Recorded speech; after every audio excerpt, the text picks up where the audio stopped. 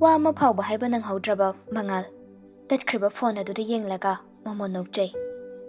Wakhaldunabu tasengna khalurabra natraga mage chithigi warol adu tabire ninglibra amukta takhidriba khonjalda hairamliba leimagi wahai sing adu hanjin hanjin ikai khangdabadauna taningba phawhali kol lakpa ngaibada Mangal awaba amadi oidauri thongdriba chaktu karam kanda loigadoino khanbada awaba ama oire kari tawraga chak thongba loiba ngaidoino khanbada tawfam he khanghanjre kai hauramle khonjal aduna su nupa magi thamoi ingna tapna layu haiba yaraktre nupa oiba magi pukning wakhal adu su amukta yening hulaktriba thamoi amagom mikap sida lainam phanglaba hek ninglure wakhalda luang le maya changlakpagi thaba ingkhang sitnana loisilaba matong chak thongna basem sai mabung atomba su atai thabak chindradi chathoktrabadi mabung ahalgumna masu machangi mating pangbi ngasi maksu leimana chai sing thongna ba hotnaringai tanjadani mabung atomba adu changlakpa awada pa hangjai machanda atombi kainjang thongdorage nangbo leimasu mabung de yenglaga khangdri tamcha leiri mayam du de yengaga thongage na chaksana thagake tawbani thagalo ai hinjang sembirage maikhu maraktuda thongdoriba chakto hawdoribani do tamchauna gas pura age haibani cylinder do pukhrabani adu boiradi pharene nangsu komjanaba school chalamdai da ka nangna chakhumai kamli kanda tawrido mudu ubada chaka chada butalabani haigumdana aine hena bit laiteda aina mateng pangdo so maikhu maraktuda aine hena talaba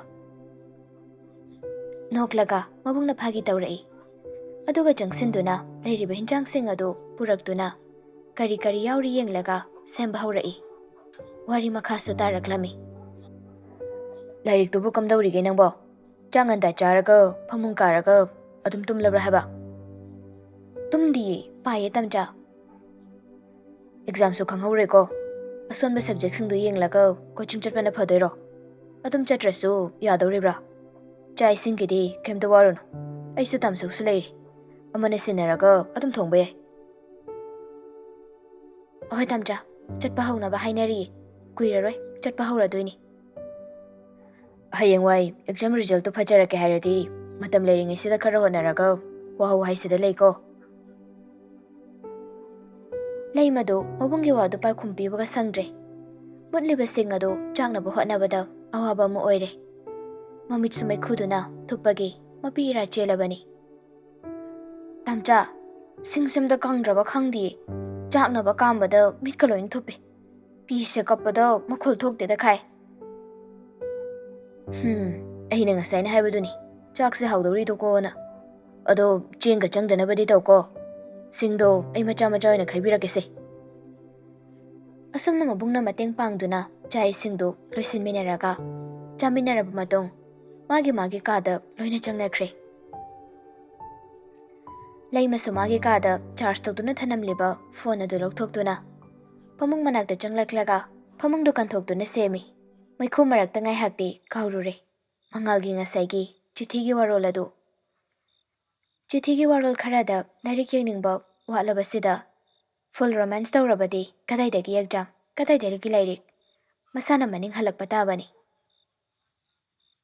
ngasidi dandigi type tani pamung manakta thariba table adudagi lairik tu lamduna haidokna call adusu dal tawi ngasaidagi phone adu senaraga leiriba mangalni khoida jabi nupida ahan banungsi pamje phongdokluraga khaurangna nungsi pa khumngai badumakni mangalgi matausi amuksu khali ona daina bawa jajat amuk nganglaktuna wari tupat kakhrabadi haina angang koirubagi dasani haigumdana hauriba sam khara adu wakhal khanbada ama kharaken ani kharaken chirai tangba henjilaklabra kaina khalakpa tanjasu yaudaba nate ring du koina khengde phone do adumok pairai hello damangal aw tai kai mathel charaba mayan tuyan oina thongi. Onthongna kuina thongkreda nangi ngasigi chakse. Natraga aigi wakhalnara kaino asini kui bu hikningi. Wakhalna oiramoi asengbagini. Matam khara changkre. Gas to loikhidana singna thongini. Adusu mai chawga yadrini khangbra. Tanjatuda ai kapteda khai. Oh. Aidi aina ngaibasida aigi wakhalnara khalluri. Nangse aina ngairi mate nangdana tana taibang semliba mapumana phawba nangi michangda leiduna aingonda wahanbase wahankraboni. O khanjilo pangkhanda khanjilo kainu khangdemi phone sum pairaga ngairaba karim tawdana chakti o ngasina khara hele haitai ngaibagi wabase chakti angangsina honawri nang phone lakpa ngaibada isase ngakta nasinage haiduna isa nungaitena haikrabani yelaktanaba oidabadu nganginine ha yam henjelisi kaigino behekta hurabamo haude ngamdribani nupisisu laisi leithongi wari hana sanaba natabanina kesinaba oinaba kaido haibadi lairadana masada hangoida phawjaribani adugi sumathakta masana supam boide matam pumbada thaidoknaba wata nganglibani nangaigi marakta nungsi mari thamsaibani nungsi sambal khakhatsabana tiko I kaino dunamo kaino bahainingido Taro buiningi gyan kado aduga tayona lerame taram juwa oire as taibada mangal ngamdabani ichilsina haiba uthokpado itawsina aingonda lanadi laudogi tawe ai kai haidoino khangde aisu khanjaluraga amu pukningse khangnung nungsiba phawrei kemta khanda haudana ngangliba mayam aduda phongna nadawdunadi nanakdagi lapna thamlisidi haujiksu pukningda nungsirakpa phawbrane thajadrinine aidi mado nate aduka hanoiraga aigi tawbu lana samurido kaigino chumna ubidri kaigino ba sauninga kani koi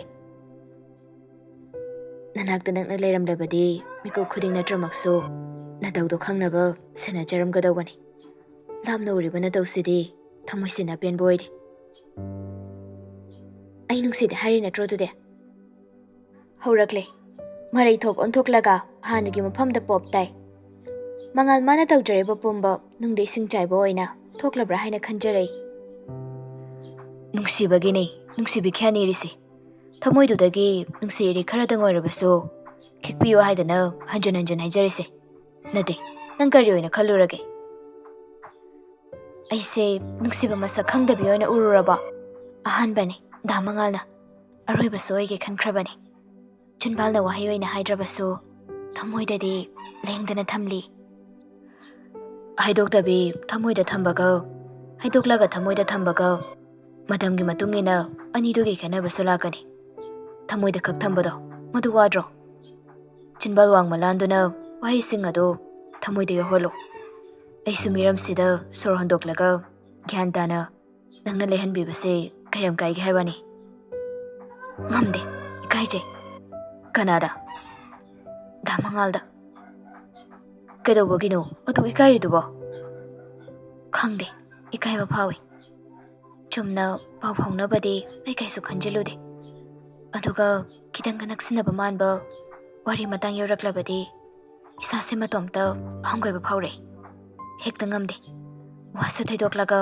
atopa mangang ningle aise nangna yam nungsibirami janiko hairesinade hoida aisu iralni khanna leithokpa haiduni kaigi naralno narale haikrabo aina aisu ngamdrise lana laurido laudanaba hairiba sida somo thajabidriraba thajaba thajadabagi wanateda aisu khalini angang ori tawrirana 12 ka kara akan khara laisabi pharaklani madai ganduda gyan khara lakjarani khandana penthokpa tamlake ngasi haibana mesidagi wakhal suwadanaba mathasu sadanaba adu oiradi aigi samsu kendredana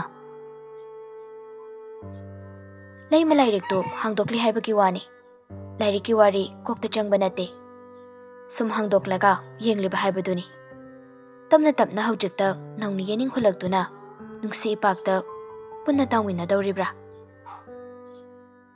Kanbadagi kanba nungsi iraini hainaribani. Kirudrabra kanasu. Nachungdrabra EREIDUGI China. Masu panglakini kaludabana. Mahusagi sahum naiba EREIMADI mikup khara khakini hairubayai. Adubu nungsi ipaki EREIMADI China kalli sahum kalli. Kanagumbina nungsi ipaki EREI aduda irang minakraba. Punna haugalakba ngamkragana ngamkre. Lanthokpa ngamdana leihauba taraba. Naitom kanagumba amana EREIDUGI China pakna nathairuba ngamloi. Punchi chuppa China amati sagonaduna leihauragani EREIDUGI. Nongphung nganbadagi labuki asang aman. Koina thiduna chararaba sanbi sanausing. Masana khangna hainaruba tawdana mari mayumai kay pangnarakli. Atiyada maningtamna koina paiduna machinjak thiruba chaklasingsu masagi makonda hanjinnakre. Nongmagi sinthada mathau pangluba miyoisingsu magi mayumai kay panglaktuna chatnari. Yaklaba kalengi maisana khangba ngamdribra. Natraga thamoido omduna thamliba mairi aduna maisa olaktuna masa adubu khangba ngamdribara.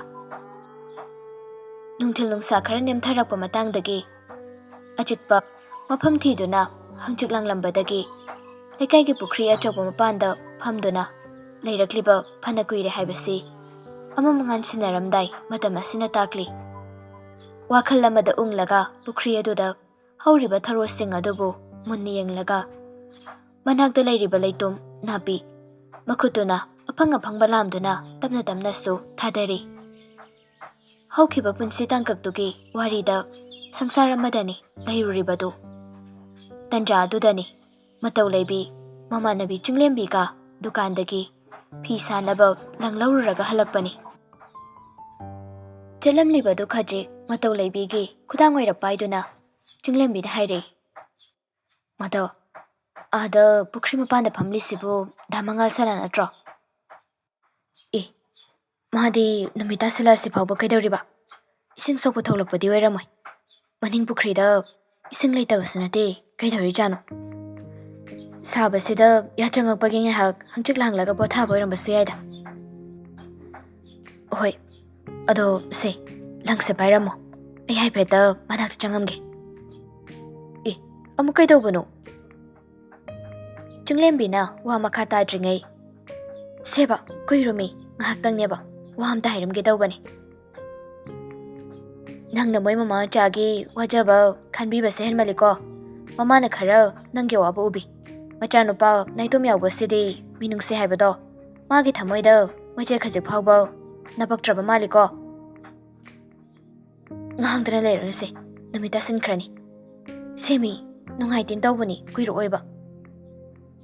Pirose adu kuirakanu ko. Hoiba. Makuta ko laga purakpa lang hablib mayom adu chinglembida piramlaga matau leibi chenboi lakpoi mangalgi manaktamna lai. Kamcha hajupa kaidawri nanduda. Mangal leiramliba sangsara adu wakhaldagi mangdribagom kauribudu tade. Hanjina manak nakna kaurakpa adudadi taraduna tamna khumlai. Mamaidi onthorakde. Manilwoi leichelwoi paiduna Wakhal aduda kharadi leiribagom tamna muksa hairi. Anghang machagi kolak pangairambani marai tagena. Makhuna pairiba phone adu thangatlaga yenglaga makha muksu tarei. Adu kuina thabak tawradi ngairi haibase kawbro nangbo. Matau su hairiba wa adu mayek sengnadi ma tadre. Kanna hairakpa suoidabanina.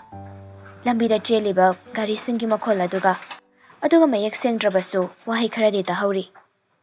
Kamcha. Amuk hanjina kawrakpaduda ngahaki mamangda nungsiba haurakpada ngairibagom harau-harauna pukmen pawminaduna sanaramba wari nokmi tawjaramba maithong tapna mami samkre khonjaladuna mangal gyana amada khonjaladugi maikaido onthorai. Mangal tapna lanjadabaga saraga hainadana hairei.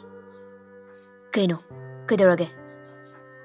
Kaisum tawdi numit tare yumda changba yadribo. Ngahaktang wakhal pothabasida nangno samyelisi kaygino. Kayam koina wakhaldo pothakige haino. Yachanglakpagi thabak kana loisilamdawrige. Nangonda wabiyu haibro madugidamakta. Wabiriba. Kamchagide wadi. Naraga leiriba imaduna imungi thaba inkhangloka loisilambaduro kamchana pamise. Imagi wabirini. Wafam thokte nasana toina hairiba kamchagide ai wasilude. Imaduna masakana leiramlabadi mafam sida thawaina changlaga hairamoi. Konjel khara tablab matawna sonjai. Nariba imadu nungsine. Tapna sonjarabasu mangal tabadi taribani. Khanglibani masu pumnamak. Khangloi uroi haina leiduna khanglibani. Waridu thaidoklaga kon khara wawrap aduma khairi. Lamna ugeso. Yamnakna urakano yenglakano. Tungda ningamdaba phawrakpasu yai. Imagidamaktadi machanupa ai leiri. Aina loina ngamnaba loina tawgani. Aduga nangsu nupini. Nasana nasa gyan khara daw. Kaama henjinge khangano. Ikaiba chopa natana ahinba karisu phangloi. Ase hairamlaga haugatlaga makhong launa thanglaga mafam adudagi chatkhi. Hairamliba wahai aduda karisuna chungbide. Ngasina ahanba nate mangalgi wahising taba. Momon khajik tumnoklai mangal na mayumda hanjinkhiba aduda. Apokpi kaina khrabi mataw laibina mangal sanagi mamagi minungsi phangjabada aduk mathamoida penboy jabani. Second khara nehak wakhalda khalluraga nokfetum tawraga masu tapna chunglembina lepliba adomda lai. Matawna haigumdana tumina leiba hainadaba mamaduna imung mangoldu waida sanba hawrami. Mangal madu ubada mamagi manak changsilaklaga. Kaino ima potharaga dum leiba yadro thamoi tawgesi. Adum thenglasu ngalasu aina dum tawgadabado imani hekta. Hai nangna numit tarasi phawba kadai chalurino. Hoi mai su karimta hairamde. Ya changlakpasida sum hiplaga leibado ngamdene aibo. Hoiba pirose eloisilagi. Nakudo amdoga pothanaba tawro. Thabak loisilamlaga chaksu thongnaba tawrage. Se sumjise paidringaidane ima adum loisilamagesi. Adude ai duk thamoi thanaba tawrage ko. Miro leijadaba imungnina mamana masangamdana leirabada mamagi mahut mangalna loina silibani. Mama sana hanbi lai khara ningjai. Isor sebada asenga mangkhara khai. Tingkhetpa laikhetpa pamba mida oide. Matawga chunglembiga su halakpagi lambida dukan amada amuk maru paisa hulambagi changlubada ngahak pankre. Chunglembiga matawga do wari sana sanadana lakminabani. Mangal hoigi thongal phawraga chatpa leirakni. Mangal hoigi thongal yorokpada tumina luktharaga lanthokro haiba ngamdabana yengningloi. Thajadana uriba aseng bara khanjai khongthangdo su taptharai. Mangak phat hairaduna mamitkadu sukchinaraga yenglai. Matawna urure. Sambalgi ahangba saruktagi khudai amaga moja phuritumaga makhutuna lanternga duktuga nak oyet pairaga tulsibong tamna laktuna thamlaga lai khurabnaba tawriba adu hekhurure. Chunglembidi machin kangakta lepte. Maru phangadaba numit masing pirabani haiduna murum sonduna makutu thek tuna laklibani. Somda mangalna tawriba khuding uruba nate. Hairudre mataw laibinasu chunglembida.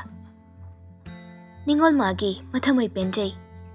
Pukri mapanda noklakhiba minok hanjibako maithongda loinaduna thonggal wang masulan thorakle. Miro leijadabana mamagi mahut chinduna machanu pasi mamagi mateng pangbire khallubada wakhaldu hena nungaibu phaujai. Mamangda haikrasu hanjun hekta hainingi hekta tamningi. Macha amana mama watpagi mama oibigi minungsidu sanana lupana hengadaba leite. Matawna mangalgi mama sana henbisi yamna luna khanjai. Maduga chap manana mangalgi mama sana hanbinasu matawbu machada machagumna luna tawjai. Matawgi mamaga mangalgi mamaga si laisaringai laikai amatadagi luna tina charakbani. Aduga amuksu lekai amatadani mayum palibasisu. Mataugi mamana hinglingai mangalgi mamaga wari tauba khuding macha anisi ihani imoni anam matamda itattatana hainai. Mangalgi mamana su imau oidaurini haina tattana sonjarai. Mataugi mama hinglingaida macha singi kumhai mapung phani yenglamda nganna taibang panthadokibada mangalgi mama su nungai jaramde. Mama kaina khrabi matausu mangalgi mamagi minungsi aduna mama makni khanja masi phawbada achina kong kayada angamba mateng taunaduna aduk nungsinana loina jarakpani. Aduna mamagi damak matauna mangaldagi hena wajabani. Paisinduna pharaga thamningwa matamni. Adubu ngasi hauki hayeng hauki tamna tamna chatki. Changkhibani. Biranglakta thaja masu uhan biramda momon minok masu awabani ngamdabana mapot pha lanki mityengi wangmadagi amuk sulotki lechilgi marumda uhallaroi khanna. Puduna lai taibang lila loidri hairibagom yauba tabani taibang kumhaisu pamdi yaningde inthokluba yaba matangoide. College matamni class mathang yaururaba matung ahangwa matam aduda ngayak mayam adu mahi college ki canteen changduna achapa chabana cha mayam pulap phamlaga wari tawbana tawri. Luwang leimaga ahingbiga atopa makhoi mamanabi kharasu pulap onsinaduna wari tawduna leiri. Sure waridi mayan tuyan amadagi ama college lakpada lambidagi tasin khomjinduna puraklaga mafam aduda pulap thadarakpaga chapek manakre. Nokbaga ngangbaga kanana liraga kanana taribano gyan taba janate. Wariduda marak phathatlaga ahingbina hairei. Amta ngaikhoba noibo. Khonjal haurapna makhut aniduna fat tindokлагlaga hairakpani. Waduda mayamdu karino khanna ahingbida pulap yenglai. Taptharaga mukhaiраklami. Kainu warisibo kanana nganglaga kanana tarino ai kokaloina ngawre. Angang somtanate gyan tabo atmaliko talli henoise. Langlena Kaiga haidong malure. Mayam si second khara sorga honba kaure bema. Noina sor hondringai pungchiklingai dane second khara dudani aina sor hondo horise. Ichana mokhaire. Chance lo bayam haibe waraba. Mani. Atai lairingai khone. Akoi college ki sadra singse momit manase ithak thakne irang tong na bayam yauri. Nang suna trodo nangonda kana amuk irang tawrage. Aingonda nateda sum urini. Nangdi mina kaidawri kari hainari kari ngangnari masak phajai thi dress pa iga paktega chanai ga chanadega tawdana dum layo bema aduna supakche lakliba satri singsigi chinbal sangliba lipstick machu phawba lemna thabiba nate nang namito nang namuk senara miraba ai silaibok phaida ko ahing binangi mapoksa hainero ngamjaba aduga ina kari matangi laibok phariba kari matangi wana teda sumpahani ngakpa adugi thok haijilini haijin bayam haikhibe mongni ne ha haizade ado noi mayam atedi yengsinbani amatang tarak nungsina jariba sidadi yengsinbinu ko mitara kanu hera nachindu yamna hangam tongam kanuda mi nungsina banu pamulaga koigadaba amta sawaida yaude ko mamit mana thakpi thengnaba khuding maraiga kolaga nupadagi lokthokpa chathokpa heibi dusune soidadi yaude ado soida jura pulap nupini nupani khangda khai homin kaminarakpa mamanabagi type leminari singse asigi marakta di khangde ko aduna jaksindo ichanna khumlai ngai khone wari saina hawdo amaga engonda pulap tara isina kamai tawriba point to lakhidaba koi thoklaga lakpada haijilakpada nasada dum taramliba ngai ko se wari ama ningsingi ngai sidane amtali hawge kanamta marak thalakanu ko sumdau bani akhoi lai magi nupa se akhoi myam changlaga amta sem si kaino Tanaba yaba tanaraga natradi ngauraga chakhiba tarimi. Imanabise masai phai hek phajakhai yam pamudro noiba. Leimana ngangna ningai atopa wari leraktrabo aingona tarai sibo. Sembiyu haide ko. Semdaba yaroini. Phagi nateba. Noisu tauni. Noigadi khara lapnaribanina khangba watlineba. Aigadi lekai nakna leirubanina ne aina khangba yam heli. Adunani ko aina hairise. Phagi nataba warido aduni hena tajaningdre. Adudi nangonda hani yengbirakaba koktangba hanubadugi wakhalda nayum kamta palaroi hairo nangba. Yar he aingbi.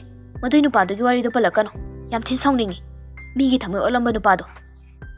Pandaba kaya roi dauriye. Palakano hairadine mayam changdana leimagi nupa amta yengse haisini. Yam thuna natradi ne amu kokchai ko. As yare ba.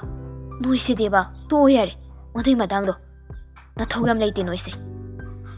Ngasaidagi swaisida phamlaga ngangneribu wathise nangsu yauri haibase kaudaba phaiko. Henmale oiba wari mayam se kaino. Akhoi mayam pulingai da khaktani. Mana harau no khedana mayam marakta yaurise. Ataina te ma daurise. Akhoi da utchaiba kawi. Matomta leiba kandadi pura sono thungbi amadagi henbani ko. Mata amani ko mana lauribu role se manungda. Ichanna. As sono thungbi ki role ka lairi.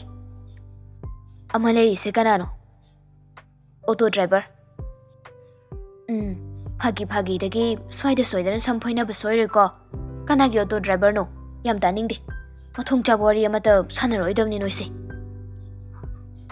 Langlena. Auto driver kanano me aingbi.